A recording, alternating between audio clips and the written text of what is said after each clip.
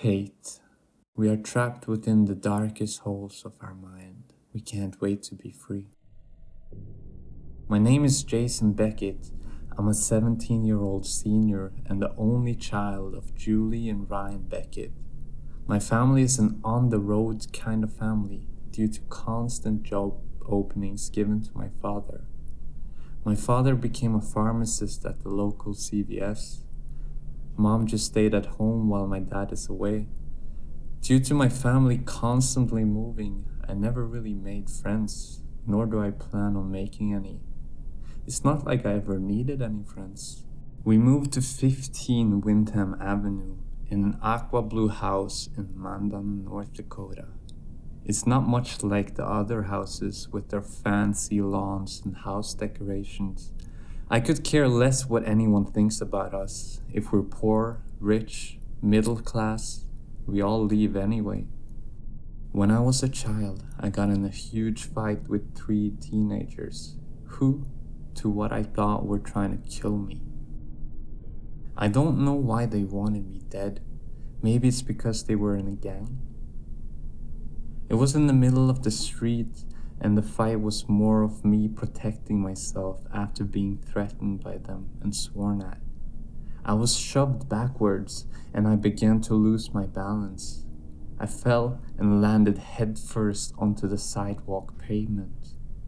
As I lay there bleeding from my skull, everything began to fade.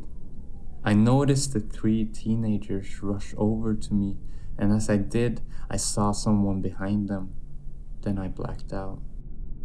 When my mom and dad found me on the floor bleeding out, I was rushed to the emergency room where I was given a full-body CAT scan. I asked my mom what happened to those kids who attacked me. She told me that I was too young to hear, but something unfortunate had happened to them. After the CAT scan was completed, doctors noticed something particular and irregular happening in my brain. They said something about my limbic system, the area involving my emotions. I was asked if I hate those boys who attacked me, with which I calmly replied, "No. What's hate? If it's something bad, then no. I don't hate them for what they did to me." They concluded that I had a rare, maybe new form of psychopathic personality disorder that didn't allow me to hate anyone or anything. They were fairly surprised as they didn't know what this meant or what was causing this, since it's weird that it would target one specific emotion. They told my parents that they shouldn't be afraid because it only targeted hate, which could be considered a really good thing. It was just a feeling that will never be introduced to me because of this unknown problem. But I do know that because of this same benefit from my problem, not being able to hate others and stay cool-headed, there was also a drawback. Every night I had a reoccurring dream. It's a dark, almost pitch black world that I was thrown into. It always feels like I've never been here, although I always have these dreams every night. There is someone standing in the darkness, unmoving. I could tell there is someone there in the pitch black abyss because although everything is dark, that person was always darker. Not even the textbook definition can fully explain how this being can even be seen, as if there is no light able to reach this mysterious person, but through my presence he is as visible as a sunflower in the middle of a rose field. In these dreams, it would always just stand there in this abyss, silent and still. It's always in my dreams. Well, I say dreams because nothing bad ever really happens. Regardless, it's an ominous vision. Pops enrolled me into Mandan High School. I'm a senior, so there really isn't much going for my senior graduation, as I share no special bond with these strangers. I usually kept to myself. I got dressed in my jean pants, red plaid shirt, and beanie hat. I grabbed my bag, which only had one drawing notebook, 5 lead pencils, 3 notebooks, and a textbook involving the human mind that I stole from my dad. My dad has a fascination for my psychological problem, but it doesn't bother me. I waited at my bus stop and boarded the bus. I was the new kid in town, so naturally, everyone just stared at me for the couple of seconds I got on the bus and sat down. Then they returned back to their daily activities. They were gossiping, texting, talking, and reading like most teens do. I got to school, received my schedule from my school counselor, and headed to my first period class. Psychology class. Who could have guessed I was put in there? The teacher handed out those written on and worn out textbooks, but I refused when one was handed to me. I had my father's textbook, and I viewed it more advanced and efficient than the ones offered by this school. Infinity of the Human Mind was the name of his textbook. It gave a lot of information regarding human emotions, knowledge, brain growth, human reactions, but as the class started, I had the urge to just take out my drawing notebook and a lead pencil. I began to draw, but I didn't know what I was drawing. I just drew instinctively. As I drew, I grew tired and began to yawn. I was slowly starting to fall asleep and then knocked out unconsciously on top of my drawing notebook 25 minutes into the class. I was having the dream again. I was in the same dark place with only me and that person standing there. I always wondered if he had a face, but every time I got close, it got further away, as if he, she, or it didn't want me to close. But this one was different. This manifestation of utter darkness did not move when I got closer. I slowly walked toward it, and when I got as close as skin contact, I woke up. It was 5 minutes before class ended, and I was drooling on my notebook. It was closed shut, and my lead pencil was no longer in my hand, but placed on top of my notebook.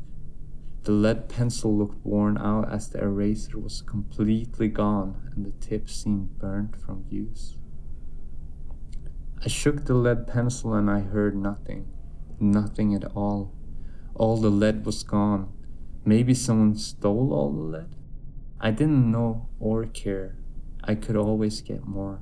Everyone around me was just socializing or listening to music, and here I am, sleepy and confused. I wondered what I was drawing before I slept. Maybe I finished it. I grabbed my notebook and flipped through the pages to notice that all the pages I've been flipping through so far have been empty. I was sure that when I began to draw, it was only on the very first page.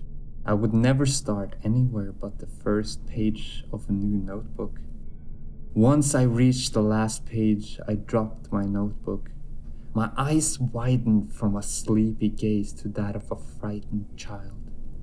It was that person in that empty world, but there was a white spot in the middle of where his face would be, almost as if his, her, or its face was beginning to emerge from the shadows.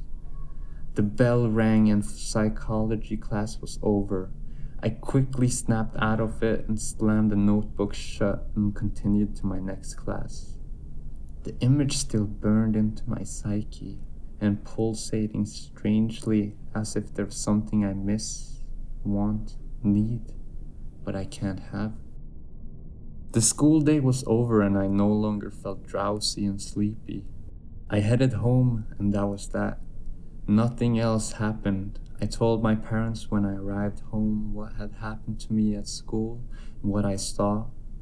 My mom told me that it was probably just my imagination getting the best of me. My father, on the other hand, thought differently. He had me re-explain in detail what I've seen, and he took notes. Shortly after the extensive questioning, he walked towards the phone and dialed a number. I can't clearly remember what he had been saying. I think it might. Again, limbic system?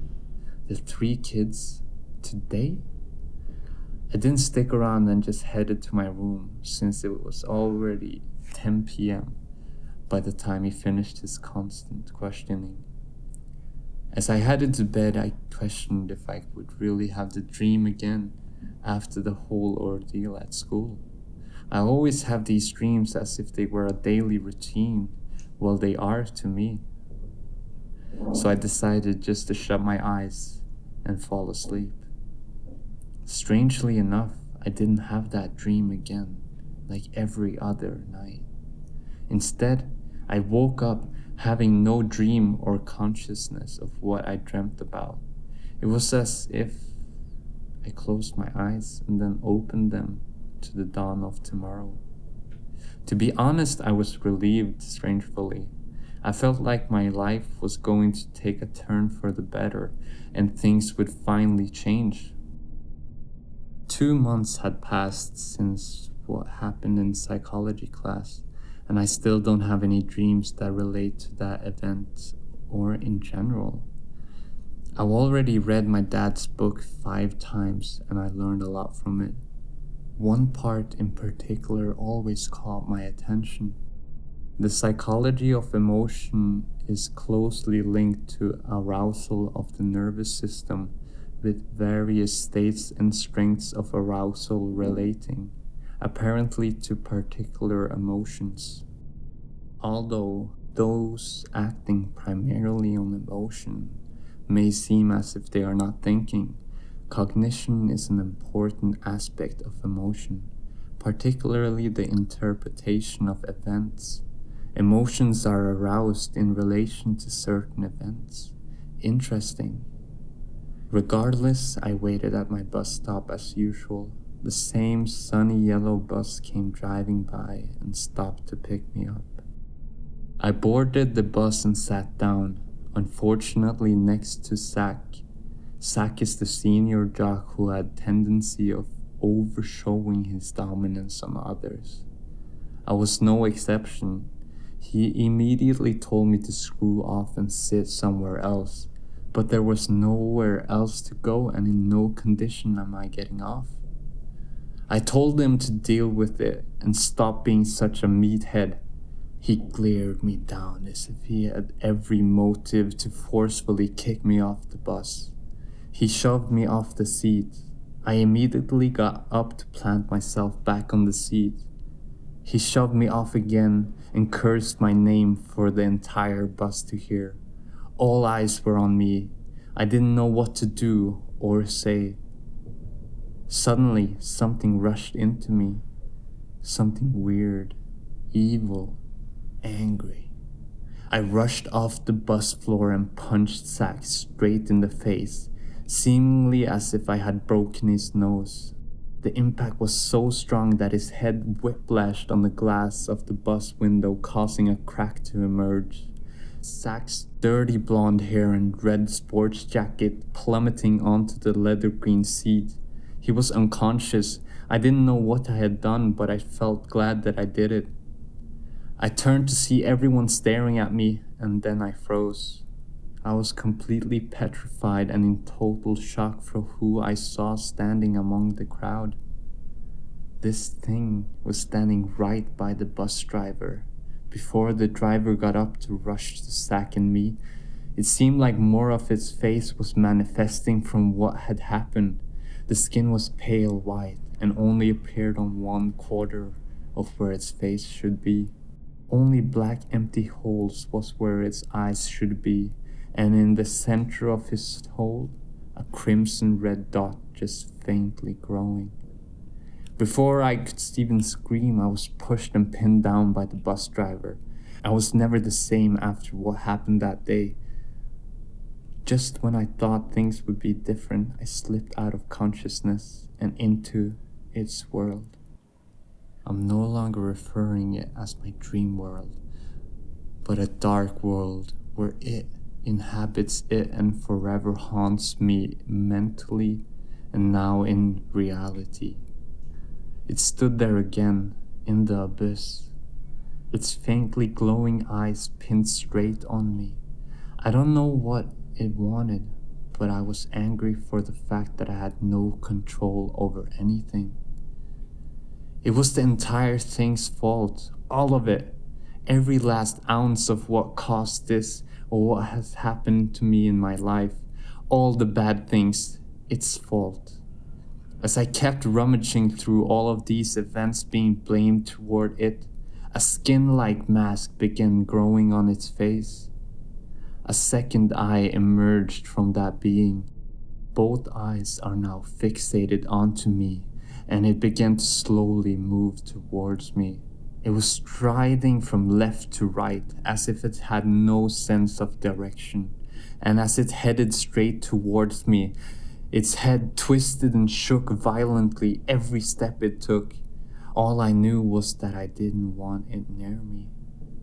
I couldn't scream or raise my voice high enough for anyone to hear, just a small, shrewd whisper calling out for help as if it was all that my body could allow. It was now in arm's length of my face. It leaned over and directed its eyes straight at mine, and then there was a blood-curdling scream. I woke up. I was in a hospital bed covered in snow-white sheets and thin wired straps onto my head. My head was hurting and throbbing a lot. I was in a solitary room surrounded by one-way glass windows. I can't see what was happening outside, but whoever was behind those windows could see me. I felt like a hamster in a cage. Was I being observed and experimented on while I was unconscious? How long have I been unconscious? My head hurts. What have they done to me? All these thoughts made me angry. Just angry.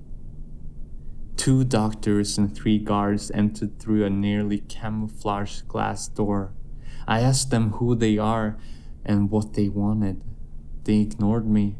Instead, those 3 guards pinned me down onto the hospital bed while one of the doctors came towards me with a syringe.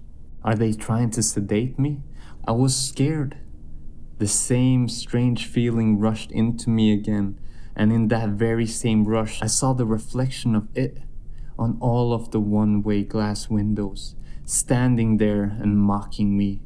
They were all mocking me, and they all had those same faintly glowing crimson dot eyes. I broke free from the 3 men and lunged for the syringe that doctor was grasping. Before he could even react, I snatched it from his hands and pierced the needle into his neck, close to his jugular. He landed on the floor with a loud thud, and the 3 guards and other doctors froze in their tracks. What are they looking at? What did I just do? Blood began to seep out of the punctured neck wound of the collapsed doctor. Did I do that? My hands began to shake and I began to chuckle. I couldn't have. It was its fault. I moved and faced the one-way window to see my reflection, only to be greeted by those same faintly glowing crimson eyes. I was rushed with this same strange and foreign feeling again, and I quickly struck the wall with my fist, just punching and punching in hopes of it going away. Cracks appeared, but no matter what I did, its eyes were always fixated on me. I stopped the assault on the window as I heard the opening of the glass door and a rush of footsteps quickly following. The color in my vision turned into a dark hue.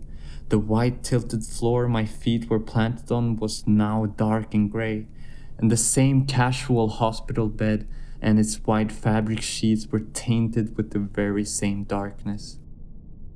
My reality was now its reality, and as I slowly turned my head, Everyone became it in my eyes. The only thing that was slightly normal was me in my reflection, except I began to turn into that shadow. The same white pale skin began to emerge on my face, and I grew those same horrendous ominous red eyes. I refaced everyone who entered the room who took the form of that very being that had haunted me ever since I was young. I walked through them, and as I did, I heard the noise of tranquilizers being fired. I slowly began to fall asleep, but I kept pacing towards them till I was in the arm's reach of one of them. I reached out with my arm and clutched one of their shirts. I hate you.